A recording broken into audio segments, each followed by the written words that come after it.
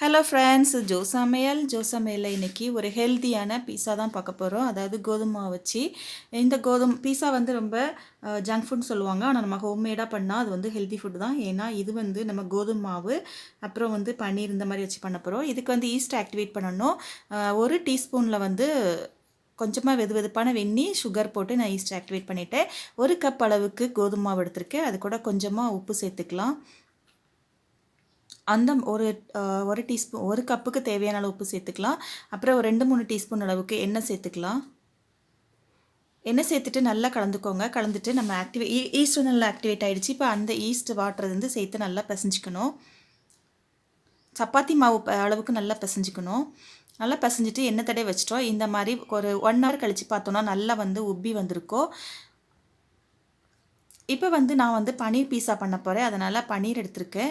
பன்னீரில் வந்து கொஞ்சமாக உப்பு சேர்த்துட்டு அப்புறம் ஒரு 1/4 டீஸ்பூன் அளவுக்கு எண்ணெய் சேர்த்துக்கிறேன். அப்புறம் 1 டீஸ்பூன் அளவுக்கு மிளகாய்த்தூள்,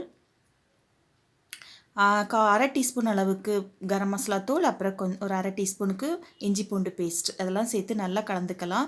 பன்னீரோடு நல்லா கோட் பண்ணி வச்சிட்டோன்னா இந்த பீஸா வந்து சாப்பிடும்போது நல்லா டேஸ்ட்டாக இருக்கும்.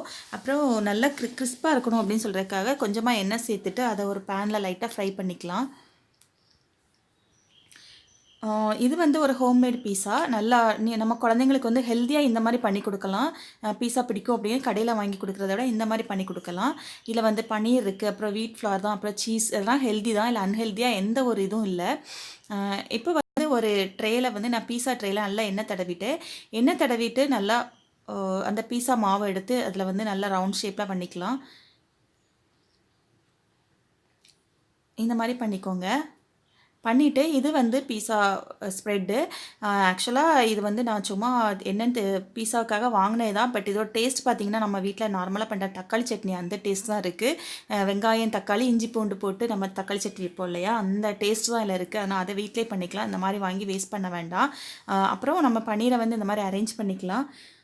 இதுதான் சேர்க்கணும் அப்படின்னு கிடையாது. நம்ம என்ன ஒரு இது ஹெல்த்தியாக என்னென்ன வெஜிடபிள்ஸ் வேணுமோ அதெல்லாம் சேர்த்துக்கலாம். மஷ்ரூம் சேர்த்துக்கலாம், இல்லை கார்ன் சேர்த்துக்கலாம், எதுனாலும் சேர்த்துக்கலாம். நான் வந்து கொஞ்சம் குடமிளகா சேர்த்துருக்கேன். குடமிளகா, அப்புறம் வெங்காயம், பன்னீர் இந்த 3 தான் சேர்த்துருக்குறேன்.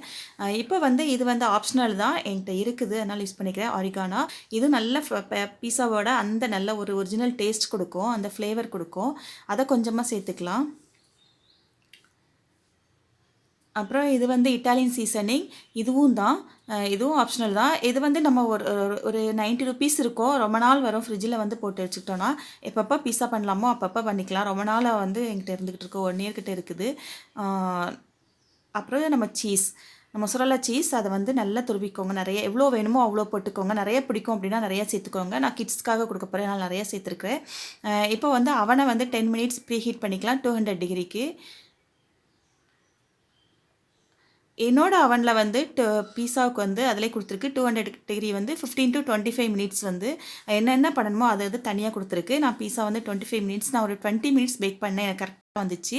200 டிகிரியில் வந்து ஃபங்க்ஷனில் வந்து 2 பக்கமும் காயில் ஹீட் பண்ணுற மாதிரி வச்சுட்டு ஒரு 20 மினிட்ஸ் வச்சேன். பீஸா வந்து ரொம்ப சூப்பராக பெர்ஃபெக்டாக வந்துருந்துச்சு. நல்லா நான் ரொம்ப இது வந்து கொஞ்சம் சீஸியாக இருக்குது. நீங்கள் இன்னொரு 5 மினிட்ஸ் வச்சிங்கன்னா மேலே நல்லா க்ரஸ்ட்டாக நல்லா அந்த சீஸ் வந்து முருகலாக இருக்கும். அந்த மாதிரி இருந்தால் நல்லா டேஸ்ட்டாக இருக்கும். இப்போ இந்த வீடியோ பிடிச்சிருந்தா என்னோட சேனலை சப்ஸ்கிரைப் பண்ணுங்கள். தேங்க்யூ.